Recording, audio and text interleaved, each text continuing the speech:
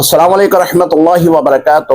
سوال ہے، بھیجنے والے کا نام ہے طلحہ محمود اور تعلق ہے ان کا آسٹریلیا سے۔ کہتے ہیں مفتی صاحب، اگر کسی نے اپنی بیوی سے ہم بستری کی اور غسل کیے بغیر ہی اس نے کھانا پینا شروع کر دیا تو کیا وہ گناہگار ہوگا؟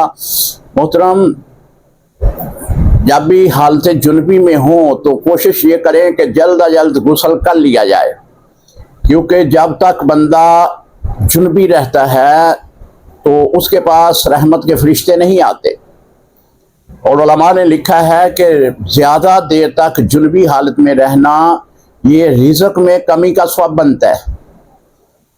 لہذا جب بھی آدمی جنبی ہو تو غسل کرنے میں دیر نہ کریں، فوری طور پر غسل کر لے۔ اگر کسی وجوہات کی بنا پہ اس نے غسل نہیں کیا تو اب کھانے پینے سے پہلے وہ کلی کر لے، یہ بہتر ہے، یا پھر وضو کر لے۔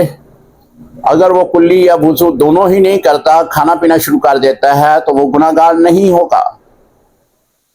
السلام علیکم رحمۃ اللہ وبرکاتہ۔